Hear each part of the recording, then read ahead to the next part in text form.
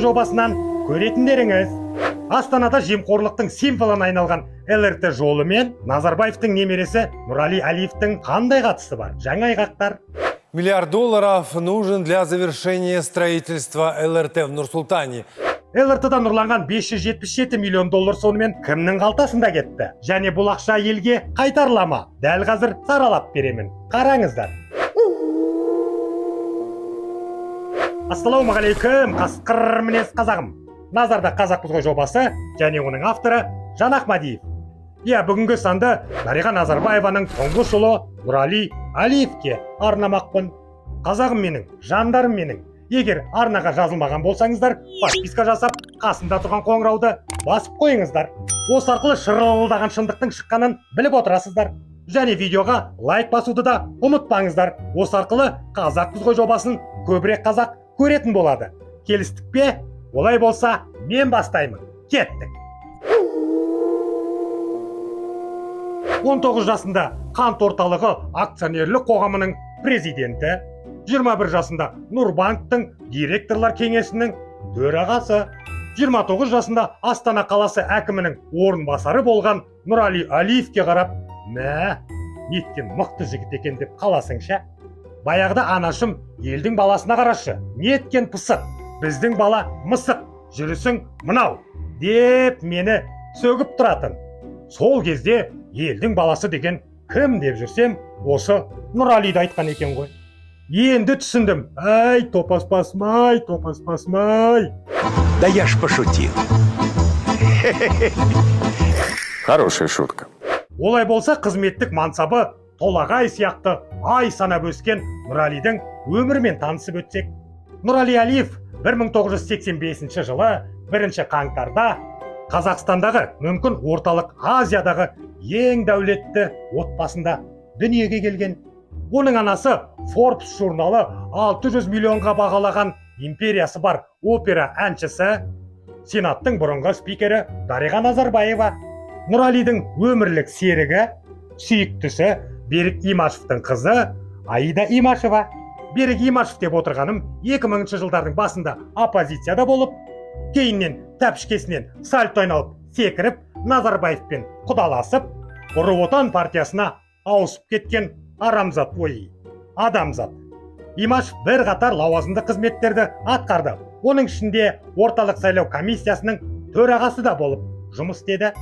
Құда, сайлау болса шыда деп президенттік сайлауда фальсификация жасап, Назарбаевқа 99% дауыс жинап беретінде осы Нуралидің қайнатасы шығар, кім білсін. Жарайды, Нуралиге оралсақ, жалпы кландық капитализмнің арқасында, дәлірек нағашы атасы Назарбайдың демеуімен Алиевтің армандары ғарыштық жылдамдықпен орындалды. Бір жылдың ішінде қатардағы қызметшіден директорлыққа дейін өскен Нашарбайдың немересі 24 жасында жоқ, көлік емес, яхта сатып алады. Кәдімгі яхта бар ғой, сондай.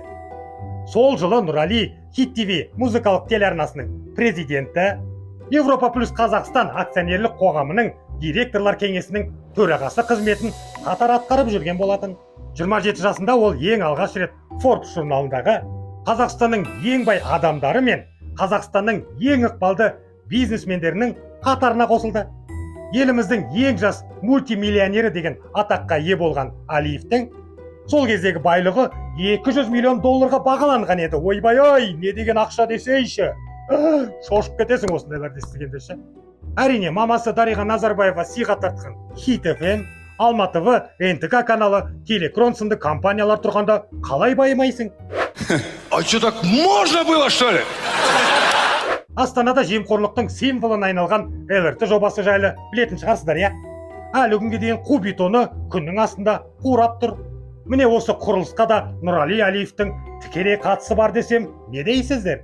Айтайын, 2015 жылы тоқтап қалған ЛРТ-ның жұмысы аяқ асты қайта бастау алады.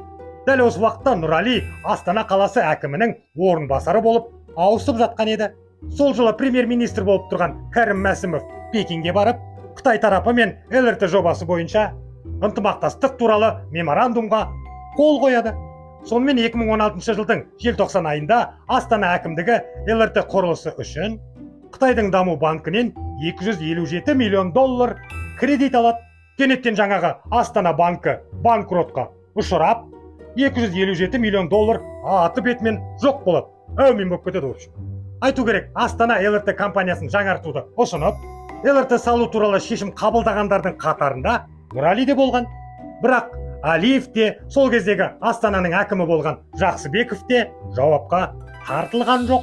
Ұсақ-түйек шенеуніктер сотталып жатты әйтеуір. Айтамда, біреулер тауық ұрлап 5 жылға сотталып жатса, біреулер 257 миллион долларды қалтасына басып алып, түк болмағандай бостандықта жүр. Не деген парадокс, парадокс, парадокс. Это возмутительно. Это несправедливо. 2022 жылы Forbes журналының рейтингісі бойынша Нұрали Қазақстандағы ең бай бизнесмендердің тізімінде 26 орынға жайғасыпты. Байлығы 263 миллион долларды құрайды екен. Мамма мия! Бүгінде Нұрали Капитан Холдинг Инвестмент жауапкершілігі шектеулі серіктестік Дармен Холдинг компаниясының иесі, Транстелеком акционерлік қоғамының мажоритарлық акционері, жаңарту қайырымдылық қоры мен халықаралық қар барысы қорының негізін қалаушысы. Базар жоқ, базар жоқ. Болар бала, бодрый деген осы шығар.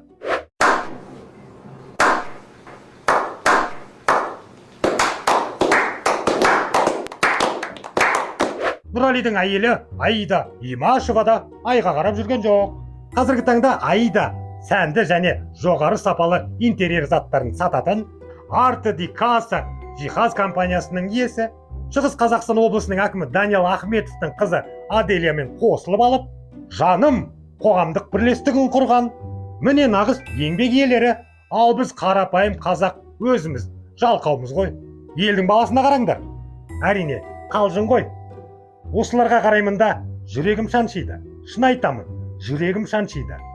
Қазағым қара нан мен қара шайға қанағат етіп, заманы зарға батып жатқанда, бұлар әй дейтін әже жоқ, қой дейтін қожа жоқ, талтаңдап, тайраңдап жүр.